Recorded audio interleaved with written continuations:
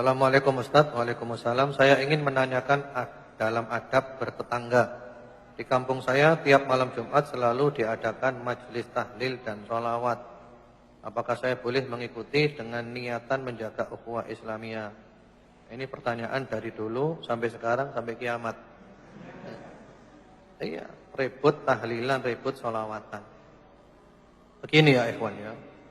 Kita ini harus menyadari kita hidup di mana gitu. Kita ini hidup di mana? Kita hidup di Indonesia, kita hidup di Kota Malang. Dan kita harus jujur, di sini memang banyak orang NU, banyak habaib. Yang mana di antara amalan mereka adalah tahlilan dan sholawatan. Dan mereka melakukan itu pun mereka juga punya argumentasi. Mereka punya argumentasi. Iya kan? Sehingga kita tidak perlu ribut masalah ini. Tidak perlu ribut, tidak perlu bid'ah-bid'ahkan. Kalau kita bid'ah-bid'ahkan, nyesat-nyesatkan, berarti kita cari masalah, kita ngejak ribut. Ini sampai kapan kita ribut? Pertama, ini bukan masalah yang prinsip. Betul apa enggak? Setuju apa enggak? Setuju, enggak setuju, harus setuju. Ini masalah bukan prinsip ya ikhwan. Ini masalah furu'iyah, masalah cabang-cabang ini. Bukan masalah prinsip. Dan mereka juga punya ulama. Walaupun kesimpulannya kita harus berbeda pendapat. Aku tidak tahlilan, aku tidak sholawatan. Kamu tahlilan, kamu sholawatan, silakan. Kita saling menghormati. Kita adalah sesama muslim. Aku tidak menyerang kamu, kamu nggak usah nyerang aku.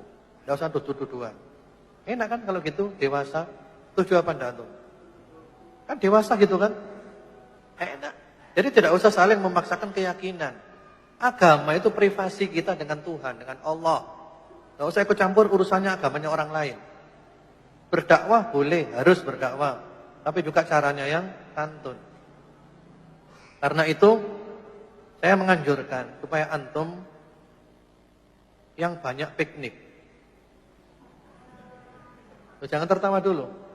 Piknik bukan jalan-jalan. Piknik ke kitabnya para ulama. Antum keburu-buru, bukan melancong. Jadi membaca kitabnya ulama yang berbeda pendapat dengan kita. Tujuannya apa? Untuk membuka wawasan gitu loh. Karena kalau kita hanya satu kitab, nanti kita merasa paling benar sendiri. Surga, teman-teman, ikhwan, billah wa akhwat, surga milik kita ya. Yang lainnya tidak punya surga. Surga milik kita saja. Ada enggak kelompok seperti ini? Iya. Semuanya dianggap ahli neraka. Surga milik dia pribadi. Surga yang sebelah ndi iki. Ya kita tidak tahu isinya itu apa bidadari, apa wewe gombel. Nah, ini kalau kelompok mengklaim surga milik pribadinya itu kan lucu kan. Ini ulama sak dunia ini banyak. Seperti itu. Kami menganjurkan untuk piknik. Dalam arti rajin-rajin baca kitabnya ulama yang berbeda pendapat dengan kita. Tujuannya untuk membuka wawasan. Di antara kitab yang bagus, antum kalau bisa perlu punya kitab ini. Ditulis oleh Ustadz Abdus Somad. Beliau dari Pekanbaru, dari Riau. Beliau kalau tidak salah S1-nya Mesir, S2-nya Maroko. Bagus beliau. Beliau kalau pengajian itu mencerahkan. Mencerahkan membuka wawasan kita. Ya, menjadikan kita cerdas. Bukan menjadikan kita kerdil. Ini penting seperti ini. Beliau punya buku diantaranya 37 masalah populer. Di antaranya masalah ini. Tahlilan, sholawatan dibahas di sana. Mereka yang adakan itu apa argumentasinya? Apa alasannya? Itu penting. Mereka juga punya argumentasi. Sampai kapan kita ribut seperti ini? Seperti itu. Karena terus terang saja, ikhwan wa akhwat fillah rahimakumullah, saya sekarang sadar, semakin hari semakin sadar bahwa otak kita selama ini sudah dirusak. Otak kita sudah diprogram selama ini dengan program kebencian. Kalau ada kata-kata ahli bid'ah, yang langsung otak kita kemana arahnya? Jujur antum. Kalau ada kata-kata ahli bid'ah, langsung kemana arahnya? Yang di bayangan kita itu. Kemana? Antum jawab ya ikhwan. Kemana? Enggak, bukan maksudnya kelompok. Kelompok mana? Kalau ada kata-kata ahli bid'ah, yang ada di benak kita itu kelompok mana yang hadir? Yang langsung. Yang refleks mana? NU. Ahli bid'ah langsung NU habaib. Ini salah. Salah itu. Mereka bukan ahli bid'ah. Mereka adalah ahlus sunnah wal jamaah.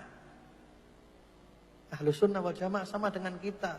NU, Muhammadiyah, Al-Irsyad, Persis, Salafi, Habaib, Ikhwanul Muslimin, Jamaah Tabligh. Ini semuanya ahlus sunnah wal jamaah. Kenapa kita katakan ahlus sunnah wal jamaah? Karena akidah mereka, akidah ahlus sunnah wal jamaah. Rukun Islamnya ya 5, 2 kalimat syahadat, salat, zakat, puasa, haji. Rukun imannya ya 6, iman kepada Allah, malaikat, kitab-kitab, para rasul, hari akhir, takdir. Akidah tentang sahabat sama, Al-Qur'annya sama, tafsirnya sama, kitab haditsnya sama, syarah haditsnya sama, semuanya sama.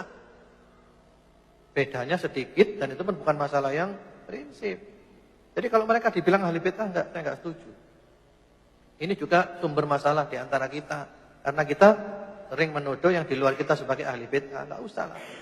Kita insya Allah sama-sama ahli sunnah wal jamaah. Lah terus siapa ahli bid'ah itu? Kalau kita kembali ke salafus saleh yang keras kepada ahli bid'ah, jangan kumpul ahli bid'ah, jangan bertangga dengan ahli bid'ah dan seterusnya, itu memang benar-benar ahli bid'ah yang akidahnya menyimpang, bukan ahlus sunnah wal jamaah. Ahli bid'ah pada zaman salafus saleh itu diantaranya Khawarij. Kebalikannya Khawarij Murji'ah, Syiah Rafidhah, kebalikannya Nawasib. Kemudian Qadariyah, Jabriyah, Mu'tazilah, Jahmiyah. Memang mereka ahli bid'ah. Seperti itu. Jadi NU, Habaib dan yang lainnya itu saudara, sama ya. Saya ulangi lagi, NU, Muhammadiyah, Al-Irsyad, Persis. Kemudian Salafi, Habaib, Jamaah Tabligh, Ikhwanul Muslimin. Ini sama. Sama ya ikhwan. Saudara. Dan saya mengatakan begini pun, karena dulu sudah pernah, keras-kerasan itu pernah, keras-kerasan, nuduh-nuduh bid'ah ini sudah pernah, sudah hatam, ya sudah taubat. Dan setelah taubat kepada Allah, semakin hari semakin dibuka oleh Allah, bahwa ajaran-ajaran yang suka nuduh bid'ah-bid'ah itu sangat efektif untuk menghancurkan umat Islam. Sangat efektif untuk memecah belah umat Islam. Yang dimusuhi itu loh umat Islam.